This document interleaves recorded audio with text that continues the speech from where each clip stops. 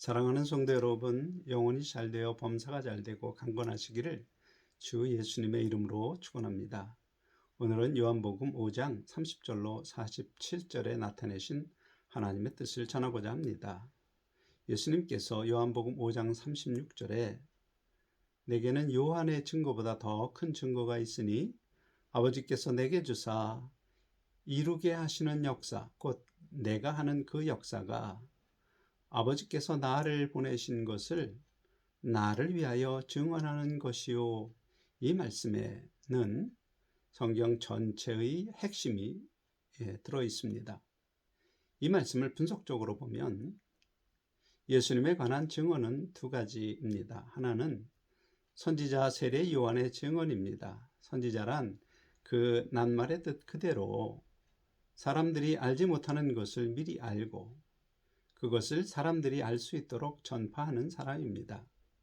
세례 요한은 예수님이 하나님께서 보내신 구원자, 곧 세상 사람들의 죄를 대속하는 희생으로 사람을 구원할 것을 알았고, 요한복음 1장 29절에 보라 세상 죄를 지고 가는 하나님의 어린 양이로다 증언했습니다. 이러한 세례 요한의 증언을 예수님은 어두울 때 잠깐 비추는 등불로 표현합니다. 사실 사람의 증언은 그가 살아있는 동안 유효하기에 잠시 어둠을 비추는 등불과 같습니다. 해가 떠서 어둠이 사라지면 등불이 소용없듯이 어둠을 물리치는 영원한 참 진리를 알게 되면 사람의 증언이 필요치 않게 됩니다. 예수님에 관한 두 번째 증언은 예수께서 이루시는 역사이며 그것은 하나님의 증언으로 규정합니다. 가령 예를 들어 설명하면 제가 용사들에게 말하기를 이번 혹한기 훈련 때 흰옷을 입은 사람이 오뎅과 따끈한 국물로 위문을 갈 것이다 약속을 했는데 이 약속대로 흰옷을 입은 사람이 정말 오뎅과 따끈한 국물을 가지고 위문을 왔다면 그 사람은 누가 보낸 사람으로 용사들이 알까요? 당연히 제가 보낸 노목사가 보낸 사람으로 알겠지요. 왜냐하면 제가 한 약속대로 이루어졌기 때문입니다. 그와 마찬가지로 예수님이 이루신 역사가 하나님께서 예언하신 일이라면 그 일을 한 예수님은 바로 하나님이 보내신 사람이 됩니다. 그러면 그 역사를 이룬 예수님을 하나님이 보냈다는 사실을 증언하는 분은 바로 하나님입니다. 실제 성경의 예로 설명합니다. 하나님께서 뱀의 형상을 하고 아담과 하와를 미혹하여서 타락하게 한 사탄에게 창세기 3장 15절 내가 너로 여자의 원수가 되게 하고 너의 후손도 여자의 후손과 원수가 되게 하리니 여자의 후손은 네 머리를 상하게 할 것이요 너는 그의 발꿈치를 상하게 할 것이니라 예언하셨고 이 예언을 예수님이 오시기 전 약 1600년 전 사람 모세가 창세기에 기록합니다. 성경에서 머리는 권세를 상징합니다. 따라서 뱀의 형상을 한 사탄의 머리를 밟는 일은 바로 사탄의 권세를 깨트리는 것을 상징합니다.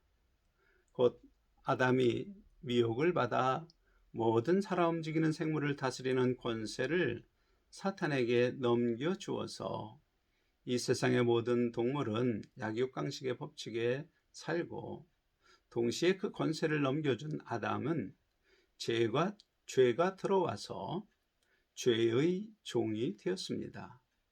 그 죄가 아담에게 요구하는 죄는 아담이 스스로 자기를 하나님처럼 지혜롭고 의롭고 선하게 여기도록 하고 또 마음의 탐심과 육체의 정욕의 만족을 위해 생각하고 말하고 행동하도록 죄가 요구합니다.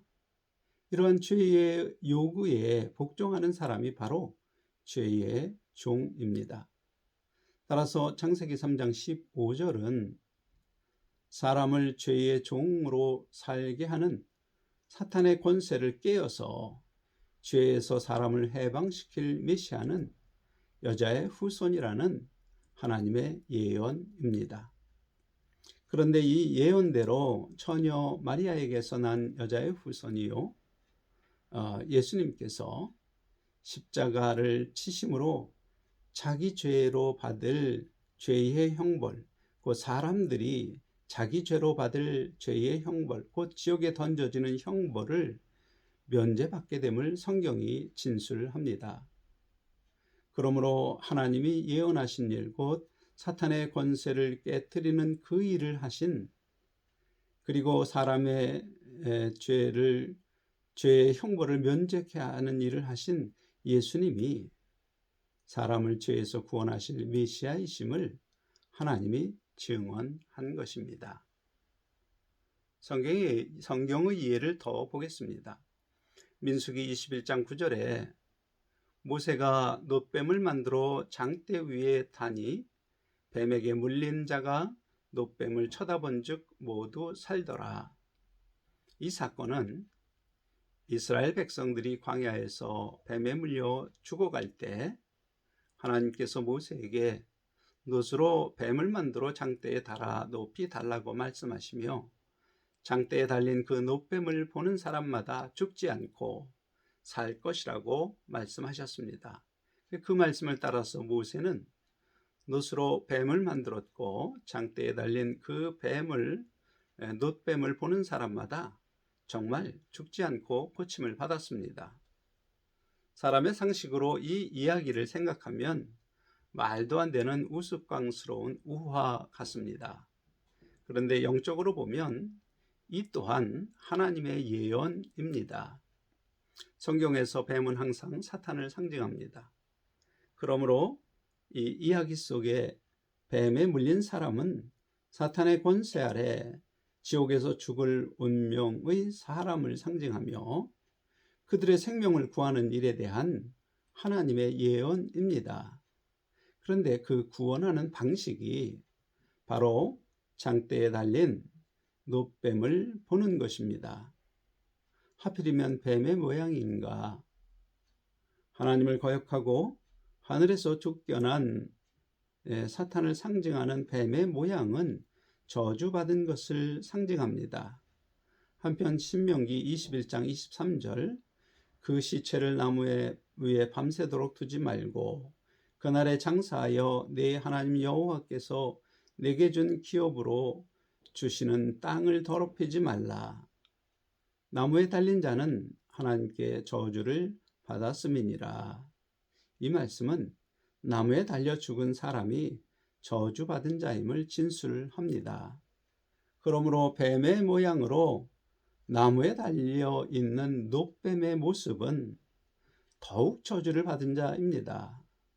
그럼에도 그 저주받은 자를 보면 생명이 죽지 않고 살아나게 되는 기적이 일어날 것을 하나님이 예언하신 것입니다. 그런데 그런 일이 실제로 일어납니다. 유대 바리새인들은 예수님을 저주받은 자로 보이려고 나무로 된 십자가에 못 박고 높이 세워서 죽였습니다. 문제는 죄 있는 자가 나무에 달려 죽었다면 자기 죄로 자기 형벌을 감당하는 것이지만 죄가 없는 예수님이 나무에 달려 죽었으므로 그 형벌은 예수님이 아닌 다른 누군가의 죄를 감당하는 형벌입니다.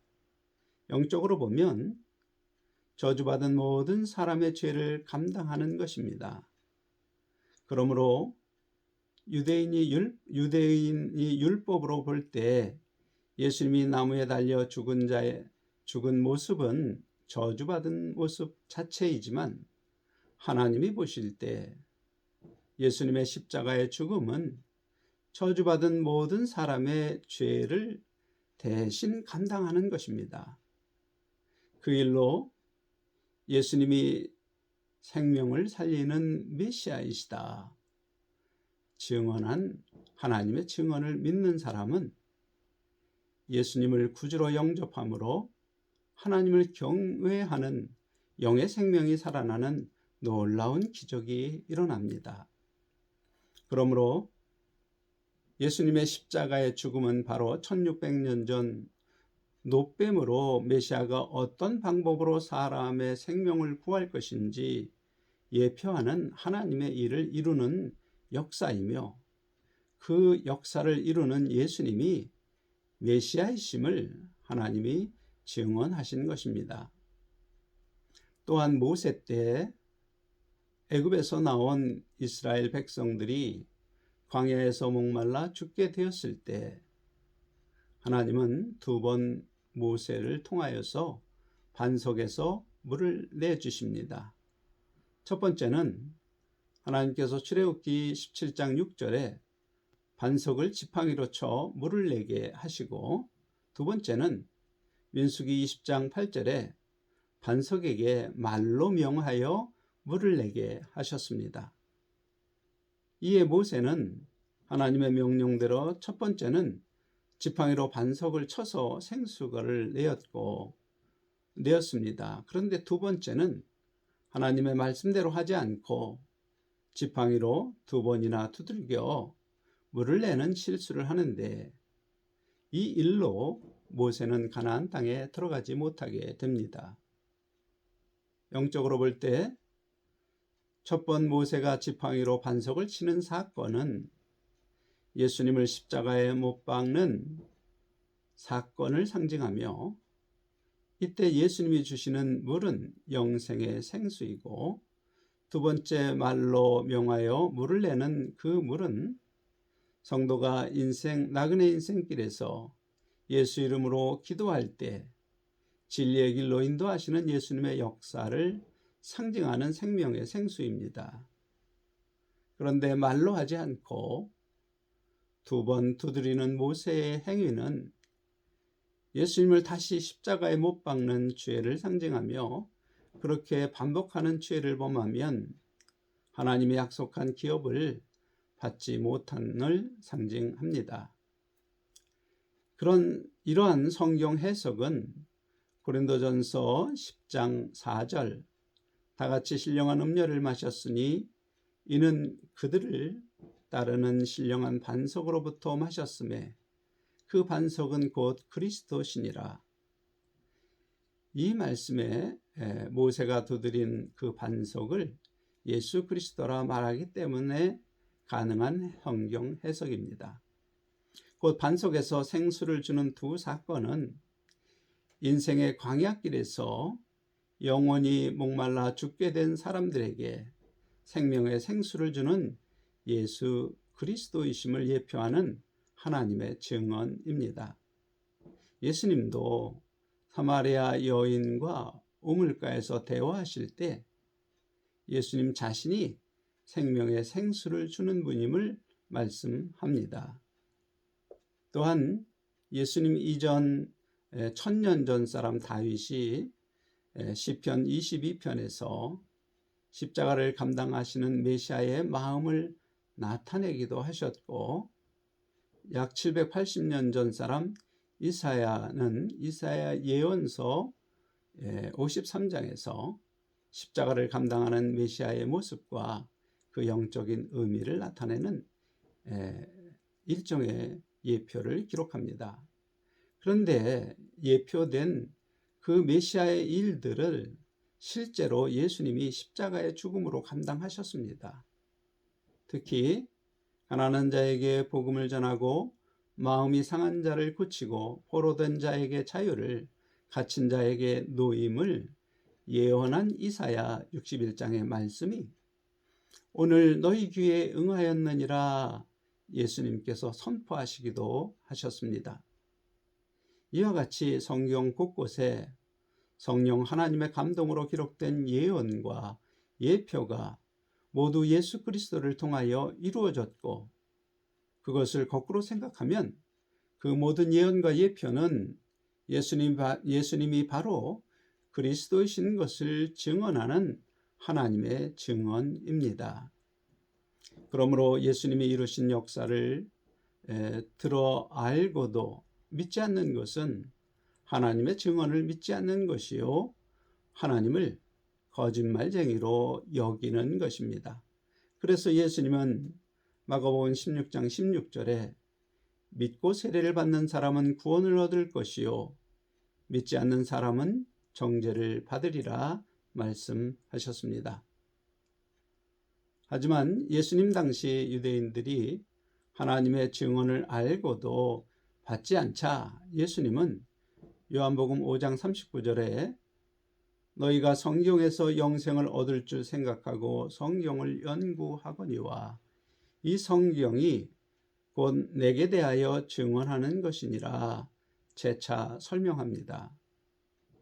곧 유대인들은 영생을 얻으려고 하나님의 말씀을 연구하며 예수님을 배척하지만 정작 예수님 자신이 영생을 주실 그리스도이심을 성경이 증언한다는 설명입니다.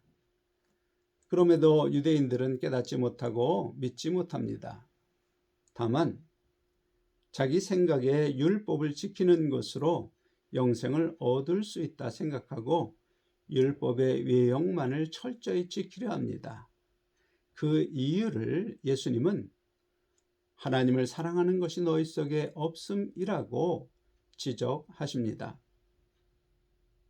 이 지적에 나타낸 의미는 만일 하나님을 사랑하는 마음으로 예수님이 행하신 일, 곧 맹인이 보고 앉은 뱅이가 일어나고 귀머거리가 듣고 귀신을 쫓겨나가며 가난한 자에게 복음이 전파되는 그 일을 보면 예수님이 바로 영생을 주시는 메시아이심을 하나님이 증언한다는 사실을 깨닫지만 그들은 세상을 사랑함으로 하나님의 이 증언이 보이지 않고 깨닫지 못한다는 뜻입니다.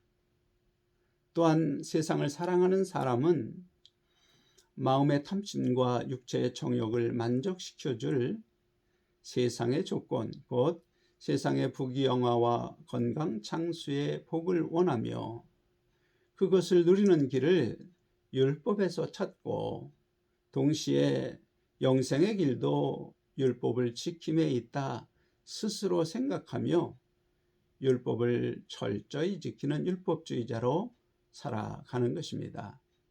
사랑하는 성도 여러분, 혹시 그러한 유대인의 모습이 나의 모습은 아닌지 점검해야 합니다. 분명히 우리는 주 예수님을 구주로 믿어 하나님의 자녀가 되는 권세를 받은 사람입니다. 그럼에도 하나님의 뜻을 온전히 이루는 일에는 관심이 없고 세상의 부귀영화와 건강 장수와 같은 세상 축복에만 관심하며 그것을 위하여 신앙생활을 하는 것이라면 나 역시 유대인처럼 세상을 사랑하는 종교인입니다. 동시에 그것은 진리의 말씀을 버리고 자기 생각을 기준으로 사는 증거입니다. 요한복음 5장 44절에 너희가 서로 영광을 취하고 유일하신 하나님으로부터 오는 영광은 구하지 아니하니 어찌 나를 믿을 수 있느냐. 이 말씀에서 예수님을 믿지 않고 자기 생각을 기준으로 사는 사람이 어떠한지 알 수 있습니다. 바로 사람 앞에서 영광을 구하고 취합니다.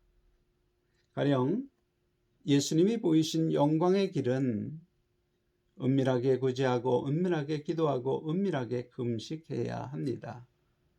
하지만 자기 생각을 기준으로 사는 사람은 사람 앞에서 영광을 취하려 합니다. 곧 자기의 선함과 의로움과 지혜를 나타내는 교만이 그 행위 뒤에 있습니다.